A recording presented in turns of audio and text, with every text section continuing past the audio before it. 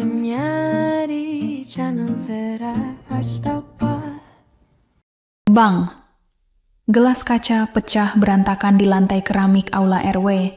Suaranya meledak seperti tulang punggung harga diriku yang sengaja diinjak dengan sepatu boots berlumpur. Diam. Hanya ada dengung kipas angin 3 bilah yang berputar malas, seolah ikut menahan napas. Bau sambal bawang, parfum murahan, dan keringat ibu-ibu yang saling mengintip di balik tudung saji langsung menyengat hidung.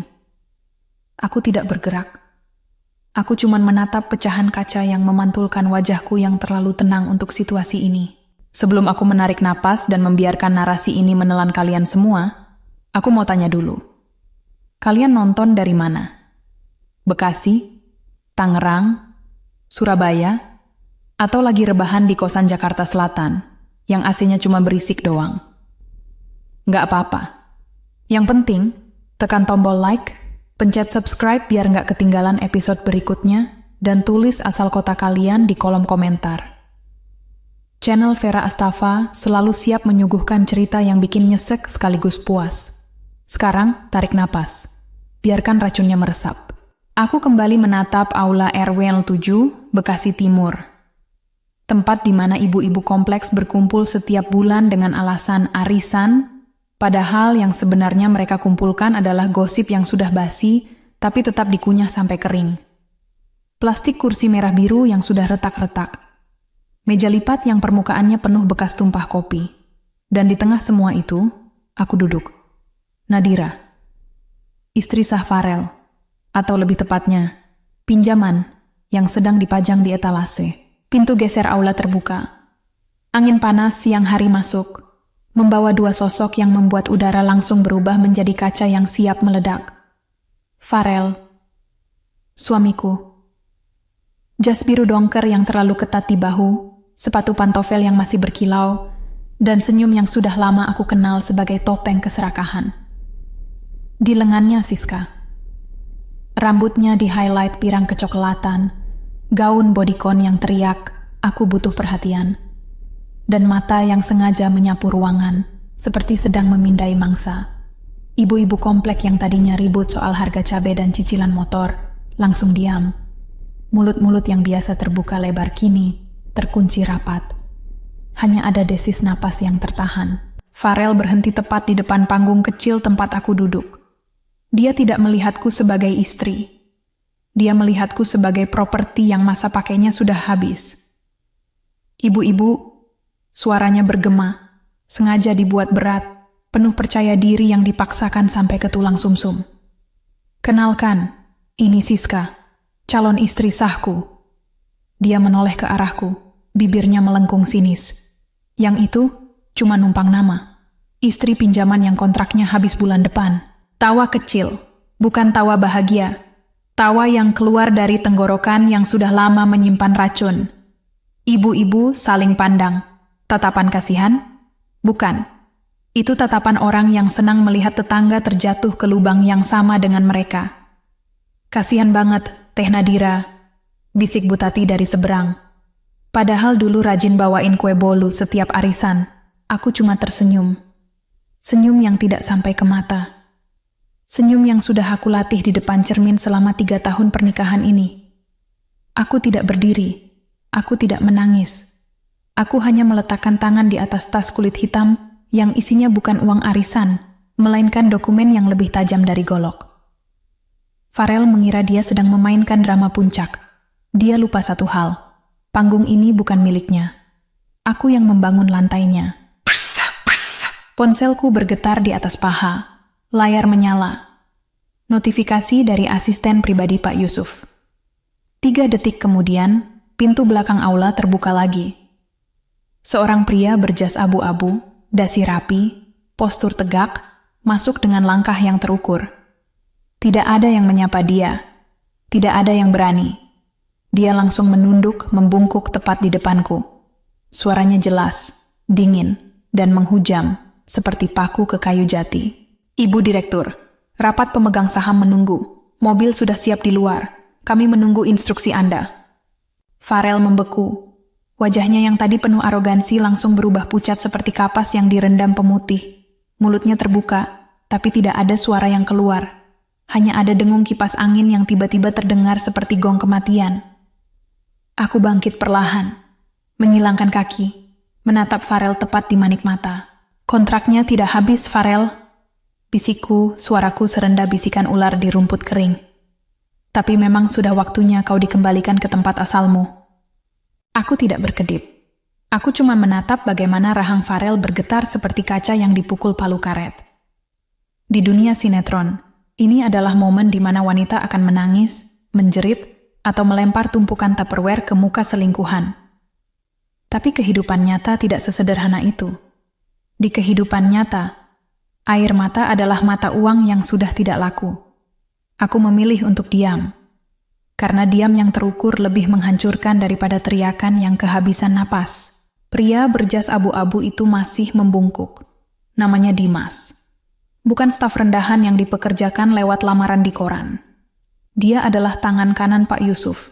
Pak Yusuf yang namanya terpampang di plang emas gedung setinggi 30 lantai di Sudirman. Pak Yusuf yang darahnya mengalir di nasiku.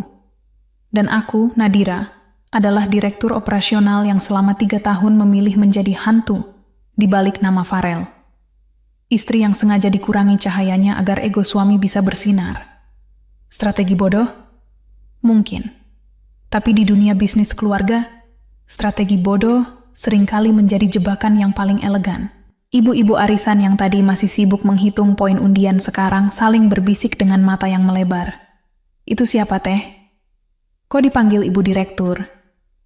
Jangan-jangan Siska, yang tadinya berdiri dengan dagu terangkat, tiba-tiba menarik lengan Farel. Kuku cat merah mudanya mencengkeram jas suaminya. "Sayang, ini apa-apaan?" bisiknya. Tapi suaranya terlalu keras untuk disebut bisik. Panik sudah merayap di balik foundationnya yang terlalu tebal. Aku mengambil ponselku. Membuka aplikasi kalender.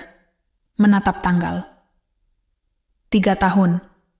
Gumamku, lebih kepada diri sendiri daripada mereka. 3 tahun kau tidur di kasur yang kubeli. Kau makan di meja yang kumasak. Kau memakai kartu kredit yang limitnya kau kira berasal dari gajimu sebagai manajer pemasaran di mall yang... Oh, benar, milik keluargaku. Aku menatap Farel. Kau pikir kau naik jabatan karena kompetensi? Kau naik karena aku yang menyodorkan nama ke dewan direksi. Kau pikir Siska itu cinta? Dia cuma proyek yang kubayar lewat rekening atas nama mantan staf HR yang butuh uang cepat untuk menutup utang judi suaminya. Siska terkejut sampai mundur setengah langkah. Tumitnya menabrak kursi lipat. Suara nyaring itu memecah sisa-sisa arogansi di ruangan. Kau bohong, teriaknya, tapi suaranya pecah di tengah jalan seperti kaca retak. Farel janji akan menceraikanmu, janji akan memberikanku cincin berlian 3 karat. Aku tertawa. Tawa yang keluar dari dada, dingin, tanpa emosi. Cincin 3 karat? Siska, kau bahkan tidak tahu bahwa cincin itu berasal dari lelang aset penyitaan. Bukan milik Farel. Milik perusahaan yang aku kontrol. Aku melangkah maju. 1 langkah, 2 langkah. Setiap langkahku terasa seperti palu yang memukul tiang penyangga rumah rapuh mereka. Kau pikir kau pelakor? Kau cuma alat pancing yang kulempar ke kolam keruh. Dan ikan yang tertangkap, ternyata cuma ikan sepat yang sudah busuk dari dalam. Farel akhirnya menemukan suaranya. Nadira, jangan main-main di depan umum. Kita bisa bicara di rumah. Aku cuma lelah. Kau selalu dingin. Kau tidak pernah tersenyum padaku.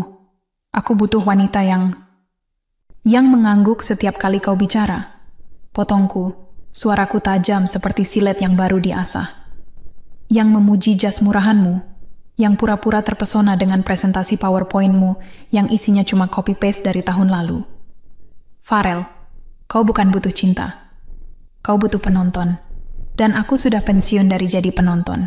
Dimas, yang masih berdiri tegak di belakangku, akhirnya mengeluarkan amplop coklat dari dalam tas dokumen. Ibu, ini surat pemecatan resmi. Sudah ditandatangani oleh komisaris utama. Berlaku efektif hari ini. Akses ke sistem, kartu karyawan dan parkir VIP sudah dibekukan. Farel meraih amplop itu. Tangannya gemetar. Kertas itu terasa seperti bara api di tangannya. Dia membuka lipatan pertama, membaca paragraf pembuka.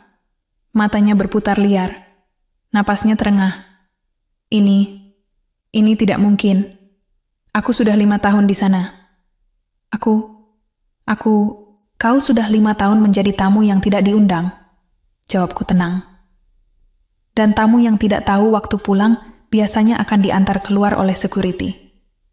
Aku menoleh ke Siska. Kau juga. Uang yang kau terima selama 6 bulan, itu uang kembalian dari proyek fiktif yang sudah aku audit. Kalau kau tidak mau dilaporkan ke polisi atas tuduhan penipuan dan pemalsuan identitas, kau punya waktu 24 jam untuk mengembalikan semuanya. Atau biarkan kantor cabang kejaksaan yang menagih. Siska menangis, bukan air mata haru. Air mata orang yang baru sadar bahwa tangga yang dia panjat ternyata terbuat dari kaca tipis di atas jurang. Aku tidak merasa kasihan. Kasihan adalah emosi untuk orang yang masih punya ruang untuk tumbuh. Mereka berdua sudah lama memilih menjadi sampah yang membungkus diri dengan kertas kado.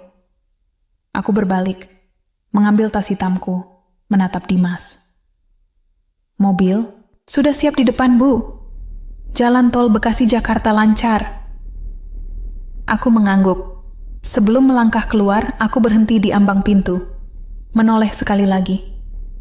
Melihat Farel yang masih terduduk di kursi lipat, amplop pemecatan terbuka di pangkuannya, dan Siska yang sudah berjongkok di lantai, meremas ujung gaunnya seperti sedang berdoa pada dewa yang sudah lama mati. Selamat tinggal, Farel. Ucapku, suaraku datar, tanpa gema. Semoga di dunia nyata yang keras ini, kau akhirnya belajar bahwa cinta tidak bisa dibeli dengan kartu kredit limit tinggi. Aku keluar. Panas Bekasi menyambutku seperti tamparan.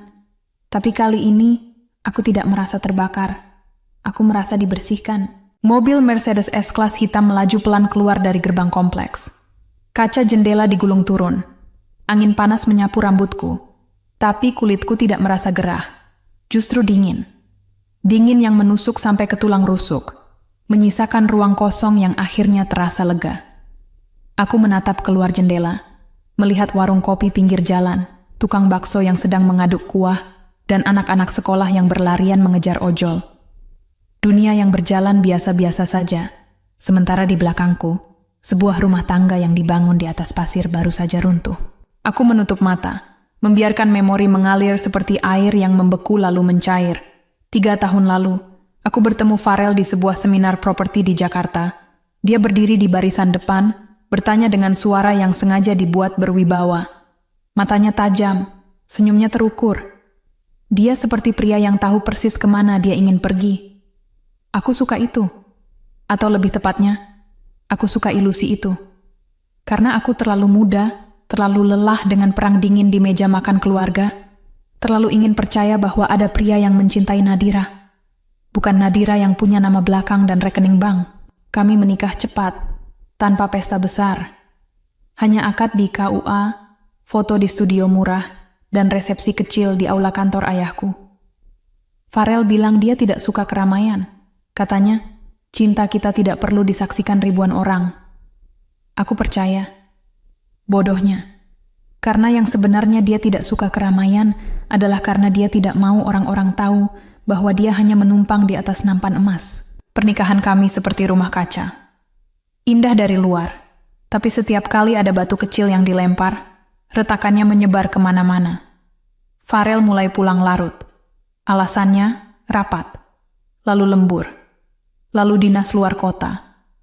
Aku tidak pernah membongkar. Aku hanya menghitung. Menghitung jam, menghitung tagihan, menghitung frekuensi parfum perempuan yang tidak kukenal menempel di jasnya. Aku diam, bukan karena lemah, tapi karena aku sedang mengumpulkan bukti. Karena aku tahu, ketika seorang pria mulai berbohong, dia tidak sedang melindungi pasangannya. Dia sedang melindungi egonya yang rapuh. Dan kemudian Siska muncul. Awalnya cuma nama di grup WhatsApp kantor Farel. Lalu foto di story Instagram yang sengaja di-tag ke akun pribadiku. Komentar yang berbisa. Sindiran yang dibalut emoji. Aku tidak bereaksi. Aku justru membiarkannya berkembang. Karena aku tahu, pelakor yang paling berbahaya bukanlah yang cantik, tapi yang serakah. Dan keserakahan adalah tali yang selalu bisa ditarik. Ayahku pernah berkata, "Nadira, kekuasaan bukan tentang siapa yang berteriak paling keras, tapi tentang siapa yang memegang saklar lampu." Aku ingat itu setiap kali Farel memarahiku di depan teman-temannya. Setiap kali dia bilang, "Kau terlalu kaku. Kau tidak tahu cara jadi istri yang menyenangkan." Aku cuman mengangguk, menuangkan air putih, menutup mulut, dan menyiapkan dokumen. Mobil melaju memasuki tol. Lampu jalan menyala kuning. Aku membuka tas hitamku, mengeluarkan tablet, membuka file bernama farelAssetReview.tbf.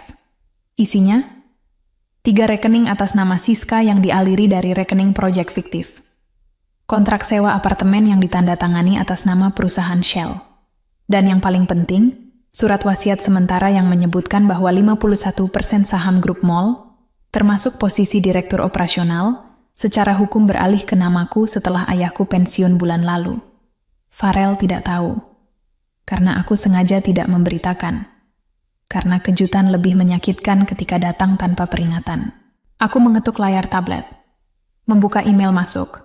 Subjek, konfirmasi rapat pemegang saham, pukul 14 Tamuara WIB. Aku membalas singkat, hadir, siapkan agenda pemutusan kontrak manajemen lama, dan siapkan tim audit eksternal. Mengirim, menutup tablet, menatap langit Bekasi yang mulai berubah warna. Abu-abu kejingga, seperti darah yang mengering di atas beton. Aku tidak merasa bersalah, tidak merasa ragu. Hanya ada satu perasaan yang jelas, lapar. Lapar untuk membersihkan rumah yang sudah terlalu lama dibiarkan lembab. Ponselku bergetar lagi. Kali ini dari nomor pribadi ayahku. Aku angkat. Ya. Suara tua itu terdengar lelah tapi tegas. Kau sudah mulai? Sudah ya. Panggung arisan, tempat yang paling pas untuk drama murahan. Bagus, jangan kasih jalan keluar. Mereka sudah terlalu lama mengira diri mereka raja di kandang ayam. Aku tahu ya, aku tidak akan berhenti sampai mereka belajar cara menunduk. Telepon ditutup. Aku menatap keluar jendela lagi. Jalan tol yang panjang. Garis putih yang terputus-putus. Seperti janji yang diingkari. Aku tidak akan kembali ke kompleks itu. Aku tidak akan lagi duduk di kursi plastik biru. Aku tidak akan lagi tersenyum pada orang yang hanya menunggu aku jatuh. Karena mulai hari ini, aku bukan lagi istri yang menumpang nama. Aku adalah nama yang menumpang di atas pundak mereka yang terlalu sombong untuk melihat ke bawah.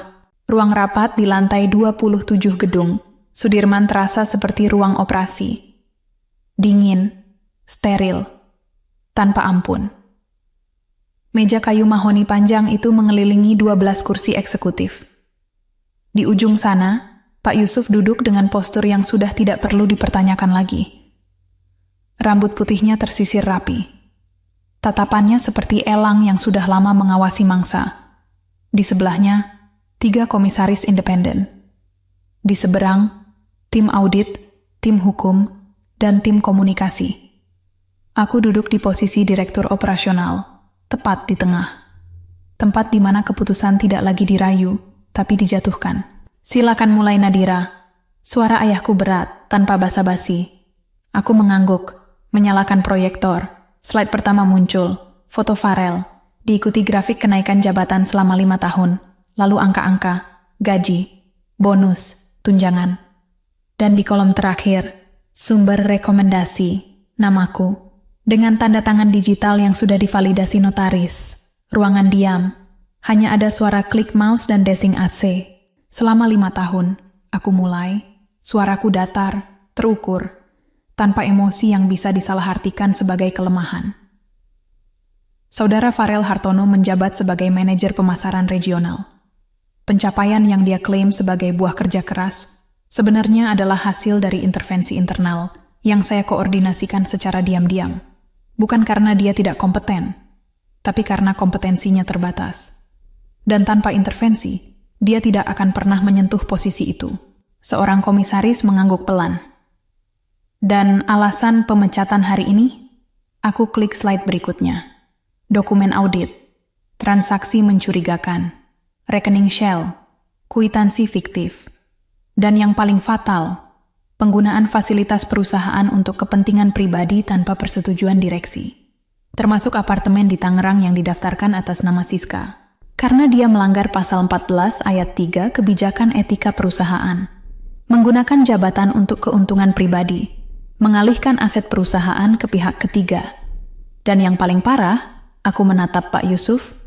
Dia membawa citra perusahaan ke ranah pribadi yang merusak reputasi. Arisan RW 07 Bekasi bukan tempat untuk pamer kekuasaan palsu, tapi dia mengira itu panggung penobatan. Pak Yusuf mengetuk meja. 1 kali. Keputusan? Pemecatan dengan hormat tidak berlaku. Jawabku tegas. Karena tidak ada kehormatan yang tersisa.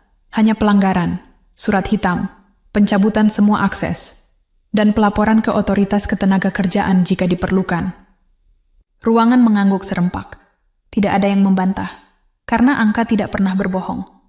Dan dokumen yang sudah ditandatangani notaris tidak bisa dinegosiasikan dengan air mata. Aku menutup presentasi, menatap tim hukum. Siapkan gugatan perdata untuk pengembalian dana yang disalahgunakan. Nama Siska masukkan sebagai pihak ketiga yang menerima aliran dana ilegal. Berikan tenggang waktu 7 hari. Jika tidak, proses pidana dimulai. Tim hukum mencatat, kepala mengangguk. Siap, Bu Direktur. Aku berdiri, menata kertas. Rapat selesai. Saya akan ke kantor cabang Bekasi, memastikan semua aset fisik yang dipinjam atas nama dia dikembalikan, termasuk mobil dinas, laptop, dan kartu akses parkir. Pak Yusuf mengangkat tangan. Nadira, aku berhenti, menoleh. Jangan biarkan dia merasa ini personal, kata ayahku, suaranya lebih lembut sekarang. Buat ini prosedural, karena kalau ini personal, dia akan punya alasan untuk berlari. Kalau ini prosedural, dia hanya punya pilihan untuk tunduk. Aku mengangguk. Aku mengerti, ya. Ini bukan tentang dendam. Ini tentang akuntansi. Aku keluar dari ruangan. Lorong kantor yang panjang terasa seperti terowongan. Langkahku pasti. Tidak ada ragu. Tidak ada nostalgia. Hanya ada tugas yang harus diselesaikan. Aku turun ke lobi. Menyalami security yang sudah standby. Bu Direktur, mobil sudah siap. Tim audit sudah di lokasi cabang Bekasi. Bagus, jalankan. Aku masuk ke mobil, menatap gedung yang menjulang. Dulu, aku mengira cinta adalah tempat berlindung. Sekarang aku tahu, cinta tanpa fondasi kejujuran cuma jadi atap yang bocor saat hujan pertama turun. Dan hujan di Jakarta, Bekasi, dan seluruh negeri ini tidak pernah menunggu izin sebelum turun. Ponselku bergetar. Pesan dari Farel. Nadira, tolong, jangan hancurkan aku di depan umum. Aku bisa jelaskan. Aku sayang kamu. Aku menatap layar. Mengetik balasan. 3 kata. Dokumen sudah terkirim. Mengirim. Mematikan layar. Menatap jalan yang terus bergerak maju. Aku tidak akan menoleh. Karena masa depan tidak pernah dibangun dengan menatap belakang. Cabang mall di Bekasi yang dulu terasa seperti tempat yang aku kunjungi hanya untuk menemani suami, sekarang terasa seperti medan perang yang sudah aku petai sebelumnya. Security berdiri tegak di depan pintu kaca. Manajer cabang menunggu dengan wajah pucat. Di dalam, staf-staf yang biasanya sibuk dengan clipboard dan radio komunikasi sekarang berdiri diam, seperti penonton yang tahu drama sudah sampai babak klimaks. Aku masuk. Langkahku tidak tergesa-gesa. Tapi setiap langkahku terdengar seperti ketukan palu hakim di meja pengadilan. Ruangnya, ucapku singkat. Manajer cabang menunjuk ke arah kantor utama. Sudah dikosongkan, Bu. Semua barang pribadi sudah dikemas. Tapi ada beberapa hal yang perlu Anda lihat. Aku mengangguk. Berjalan melewati lorong yang penuh poster promo diskon. Dulu, Farel selalu bilang, nanti kalau aku jadi direktur, aku akan ganti semua poster ini dengan wajah kita berdua. Sekarang aku tahu, dia bukan sedang berjanji. Dia sedang berkhayal. Dan khayalan yang dibangun di atas penipuan tidak pernah jadi kenyataan. Aku masuk ke ruang direktur cabang. Meja kayu, kursi kulit, foto bingkai yang sudah kosong. Di atas meja, tumpukan dokumen, kunci mobil, laptop yang sudah dimatikan, dan satu amplop putih yang tertulis namaku dengan tinta biru. Aku membukanya. Isinya surat tangan. Tulisan Farel. Berantakan. Terburu-buru. Nadira, kalau kau baca ini, berarti aku sudah tidak punya tempat lagi berlari. Aku tidak minta maaf, karena aku tahu maaf tidak akan menghapus apa yang kulakukan. Aku cuma ingin kau tahu, aku memang serakah. Aku memang pengecut. Tapi aku tidak pernah bermaksud menghancurkanmu. Aku cuma lelah selalu berada di bawah bayanganmu. Lelah selalu merasa tidak cukup. Siska bukan cinta. Dia cuma pelarian. Dan aku tahu, itu alasan yang paling murahan di dunia. Tapi itulah aku. Manusia yang terlalu sombong untuk mengakui kelemahannya. Kalau kau mau hancurkan aku, lakukan. Tapi jangan biarkan aku mati tanpa tahu bahwa setidaknya pernah ada satu hari di mana kau benar-benar melihatku. Aku melipat surat itu. Meletakkannya kembali di atas meja. Tidak ada air mata. Tidak ada amarah. Hanya ada kehampaan yang jernih. Karena surat itu bukan permintaan maaf. Itu pengakuan kekalahan. Dan kekalahan yang diucapkan setelah permainan selesai tidak lagi punya nilai. Aku menoleh ke manajer cabang. Bawa semua ini ke gudang arsip, kunci ruangan, ganti akses kode, dan pastikan tidak ada satu pun barang yang tersisa atas namanya. Siap, Bu. Aku keluar, berjalan ke parkiran, melihat mobil dinas Farel yang dulu selalu diparkir di spot VIP. Sekarang sudah dipindahkan ke tempat biasa. Security sudah memasang stiker, aset perusahaan, dilarang digunakan. Aku menatap mobil itu. Dulu, aku pikir kemewahan adalah bukti cinta. Sekarang aku tahu, kemewahan tanpa tanggung jawab cuma jadi jebakan yang berkilau. Ponselku bergetar. Telepon dari tim PR. Bu, media sudah mulai menanyakan rumor pemecatan manajer regional. Bagaimana pernyataan resmi? Keluarkan rilis standar. Jawabku tanpa jeda. Pemutusan hubungan kerja karena pelanggaran etika perusahaan. Tidak ada komentar tambahan. Fokus pada rencana ekspansi kuartal depan. Jangan biarkan berita ini mengalihkan perhatian dari strategi jangka panjang. Siap, Bu. Telepon ditutup. Aku menatap langit Bekasi yang sudah mulai gelap. Lampu jalan menyala satu persatu. Seperti mata yang perlahan terbuka. Aku tidak merasa puas. Puas adalah perasaan untuk orang yang masih butuh validasi. Aku hanya merasa lega. Lega karena rumah yang rapuh akhirnya runtuh. Dan di atas puingnya, aku bisa mulai membangun sesuatu yang tidak perlu disembunyikan. Aku masuk ke mobil. Menyalakan mesin. Menatap jalan yang terbentang. Aku tidak akan kembali ke aula RW. Aku tidak akan lagi duduk di kursi plastik. Aku tidak akan lagi tersenyum pada orang yang hanya menunggu aku jatuh. Karena mulai hari ini, aku bukan lagi istri yang menumpang nama.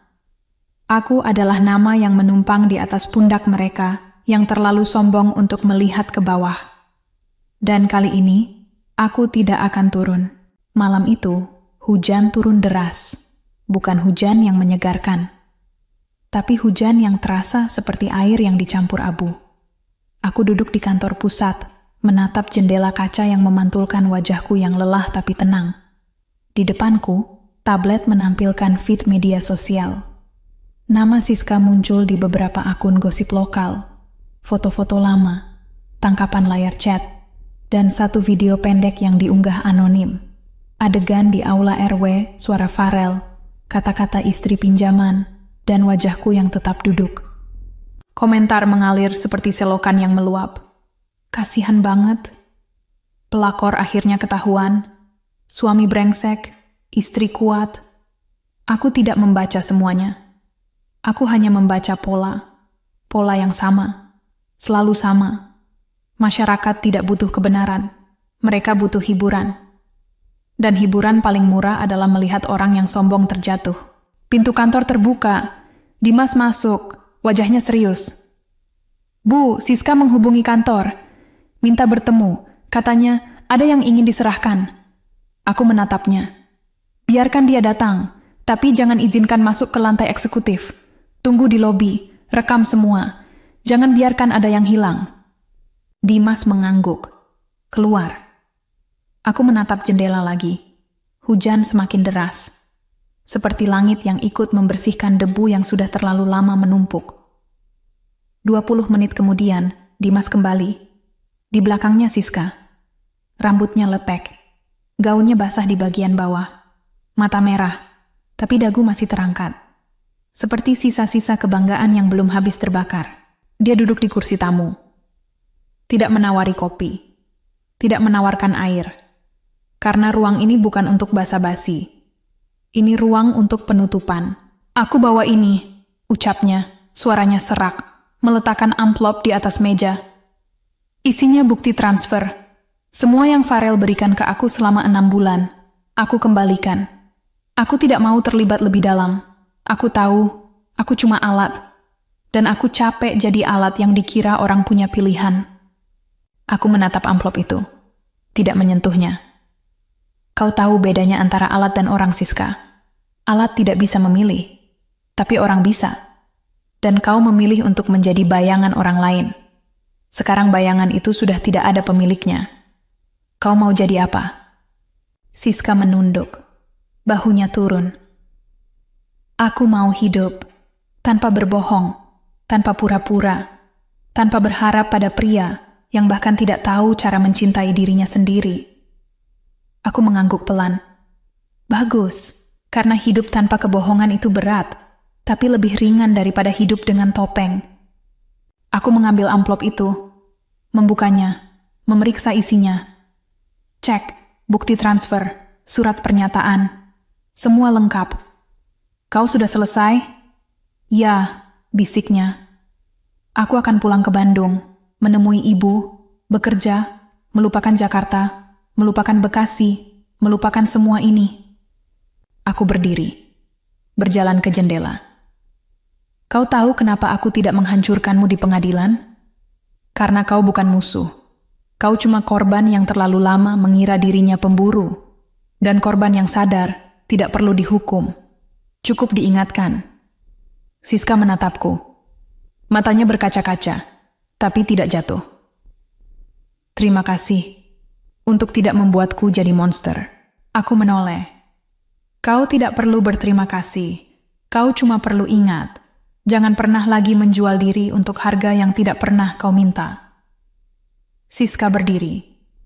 Mengangguk. Berjalan keluar. Langkahnya pelan, tapi tidak goyah. Seperti orang yang akhirnya menemukan tanah yang kokoh setelah lama berjalan di es tipis. Aku menatap amplop di tangan. Meletakkannya di laci. Menutupnya. Tidak ada kemenangan, tidak ada kekalahan, hanya ada penutupan. Dan penutupan yang bersih lebih berharga daripada balas dendam yang kotor. Ponselku bergetar. Pesan dari ayahku. Sudah selesai? Sudah ya, semua sudah kembali ke tempatnya. Bagus, besok kita bahas ekspansi ke Surabaya. Siap ya, aku menatap langit malam yang mulai cerah. Hujan berhenti. Lampu kota menyala, seperti mata yang akhirnya terbuka. Aku tidak merasa lega. Aku merasa siap. Siap untuk babak berikutnya. Karena hidup bukan tentang siapa yang menang, tapi tentang siapa yang tetap berdiri setelah semua badai pergi. Pagi itu, matahari terbit dengan warna jingga yang terlalu cerah untuk suasana yang seharusnya abu-abu. Aku berdiri di depan cermin kamar mandi, menatap diri sendiri. Tidak ada riasan tebal, tidak ada gaun mahal, hanya kemeja putih, celana hitam, dan rambut yang diikat sederhana. Aku tidak perlu lagi bersembunyi di balik penampilan, karena kekuasaan yang sebenarnya tidak butuh panggung. Dia butuh fondasi. Aku turun ke dapur, membuat kopi. Hitam, tanpa gula. Rasa pahit yang jujur lebih baik daripada manis yang palsu. Aku duduk di meja kayu, membuka laptop, membuka email, membaca laporan audit final. Dana sudah dikembalikan, akun sudah ditutup, aset sudah diamankan. Tidak ada sisa, tidak ada celah. Hanya ada catatan yang rapi. Ponselku bergetar. Telepon dari Farel. Aku biarkan berdering. 3 kali, 5 kali, 7 kali. lalu berhenti. Tidak ada pesan suara, tidak ada teks. Hanya keheningan yang akhirnya mengerti bahwa tidak semua pintu perlu dibuka kembali. Aku menutup laptop, meminum kopi, menatap keluar jendela. Kompleks tempat aku dulu tinggal terlihat kecil dari lantai 27, seperti mainan yang ditinggalkan anak yang sudah tumbuh besar. Aku tidak menyesal. Menyesal adalah emosi untuk orang yang masih percaya bahwa masa lalu bisa diubah. Aku sudah belajar, masa lalu hanya bisa diurus, dan urusanku sudah selesai. Pintu apartemen terbuka. Dimas masuk dengan tablet di tangan. Bu, surat pemecatan sudah diterima resmi. Tidak ada banding. Farel sudah menandatangani. Dan dia sudah mengosongkan apartemen dinas. Bagus, jawabku. Pastikan semua barang pribadi dikirim ke alamat orang tuanya. Jangan tinggalkan jejak. Siap, Bu. Dimas keluar. Aku berdiri, berjalan ke lemari pakaian, membuka laci, mengeluarkan satu kotak kecil. Isinya cincin kawin. Emas putih. Batu kecil yang dulu aku kira melambangkan keabadian. Sekarang aku tahu, cincin itu cuma simbol kontrak. Dan kontrak yang dilanggar tidak perlu disimpan. Hanya perlu dikembalikan ke tempat asalnya. Aku mengambilnya, meletakkannya di atas meja, menatapnya lama. Tidak ada air mata. Tidak ada amarah. Hanya ada pengakuan. Bahwa cinta yang dibangun di atas ketidakjujuran bukan cinta. Itu transaksi. Dan transaksi yang tidak menguntungkan kedua pihak harus dihentikan sebelum bangkrut. Aku menutup kotak itu. Memasukkannya ke laci dokumen. Mengunci. Menatap cermin lagi. Nadira, bisikku pada diriku sendiri. Kau tidak kehilangan suami. Kau kehilangan ilusi. Dan ilusi yang pergi tidak perlu dimakamkan. Cukup dibiarkan menguap. Aku mengambil tas. Keluar apartemen. Menuruni lift, keluar ke lobi. Security menunduk. Selamat pagi, Bu Direktur. Pagi, jawabku. Berjalan ke parkiran, masuk mobil, menyalakan mesin, menatap jalan yang terbentang. Aku tidak tahu kemana persis tujuannya, tapi aku tahu, kali ini, aku yang memegang setir. Dan jalan yang aku pilih, tidak akan lagi melewati kompleks yang penuh dengan bayangan. Ponselku bergetar. Notifikasi dari channel Vera Astafa. Video pendek. Judul, Ketika Istri Pinjaman Ternyata Pemilik Sah. Aku tersenyum tipis, menatap layar. Terima kasih sudah menemani, gumamku. Tapi cerita ini bukan tentang balas dendam. Ini tentang bangun. Dan bangun tidak selalu butuh teriakan. Kadang cukup dengan membuka mata. Aku meletakkan ponsel di dashboard. Menatap jalan. Melaju, tidak menoleh. Karena masa depan tidak pernah dibangun dengan menatap belakang. Dan aku sudah cukup lama menatap ke belakang. Kini, saatnya menatap ke depan. Dengan mata yang terbuka. Dengan langkah yang pasti. Dengan hati yang sudah tidak perlu lagi membuktikan apa-apa kepada siapapun. Karena aku sudah tahu siapa aku. Dan itu sudah cukup. Gedung mal di Jakarta Pusat berdiri megah di bawah langit biru yang cerah. Plang nama perusahaan terpasang tinggi, emas, mengkilap. Tidak perlu diterangi lampu sorot karena matahari sudah cukup. Aku berdiri di depan kaca jendela lantai 30, menatap kota yang bergerak tanpa henti, mobil yang saling mendahului, pejalan kaki yang terburu-buru, dan langit yang sama yang dulu menutupi aula RW 07 Bekasi. Sekarang terasa lebih luas, lebih jelas, lebih jujur. Pintu ruang direksi terbuka. Dimas masuk dengan jadwal di tangan. Bu, rapat dengan tim ekspansi Surabaya dimulai dalam 10 menit, dan media sudah menunggu di lobi untuk konferensi pers kuartalan. Aku mengangguk. Siapkan ruang. Jangan biarkan ada pertanyaan tentang manajemen lama. Fokus pada inovasi, keberlanjutan, dan rencana rekrutmen talenta lokal. Kita bangun cerita baru, bukan mengubur cerita lama. Siap, Bu. Dimas keluar. Aku menatap refleksi diriku di kaca. Tidak ada topeng, tidak ada bayangan. Hanya Nadira. Direktur, anak perempuan.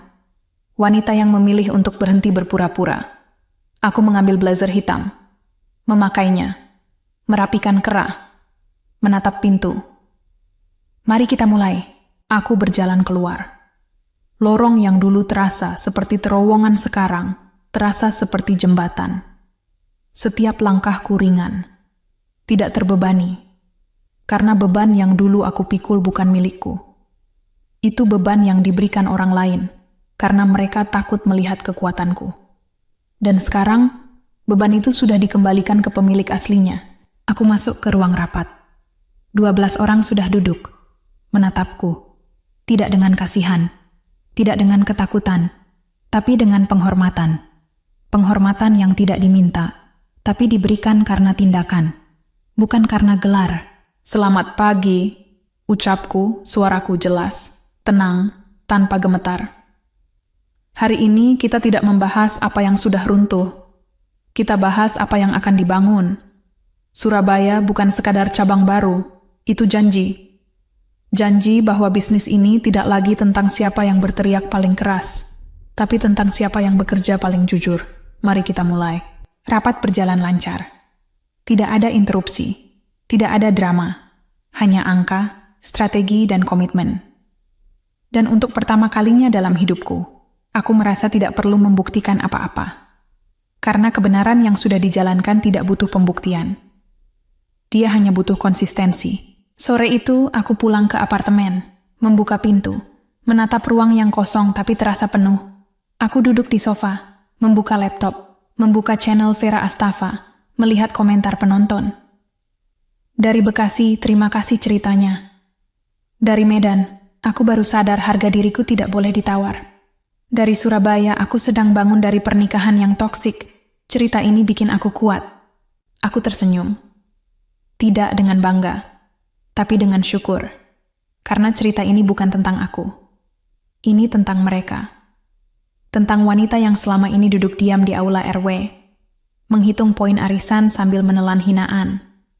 Tentang pria yang mengira kekuasaan bisa dibeli dengan kartu kredit. Tentang pelakor yang akhirnya sadar bahwa cinta tidak bisa dicuri, hanya bisa dibangun.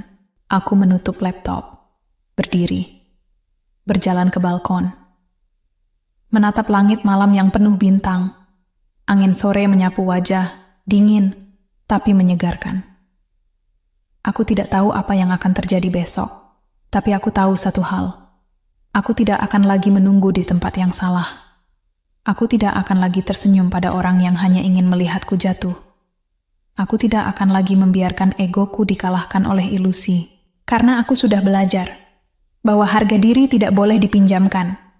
Karena yang dipinjamkan, suatu hari akan ditagih kembali. Dan tagihan itu selalu lebih mahal dari harga aslinya. Aku menutup mata, menghela napas, membuka mata lagi, menatap jalan yang masih panjang. Terima kasih, bisikku pada angin. Untuk semua yang sudah pergi, dan untuk semua yang akan datang. Aku berbalik, masuk ke dalam, menutup pintu, menyalakan lampu.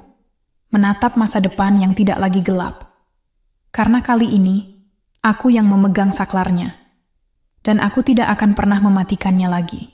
Terima kasih telah menemani perjalanan ini di channel Vera Astafa. Jika cerita ini menyentuh, menekan tombol like, subscribe, dan menuliskan pengalaman atau harapan kalian di kolom komentar akan menjadi bahan bakar untuk cerita berikutnya. Ingat, harga diri bukan barang pinjaman. Jangan biarkan siapapun yang membuatnya terasa seperti utang. Sampai jumpa di episode berikutnya. Tetap tegak, tetap jujur, tetap Nadira.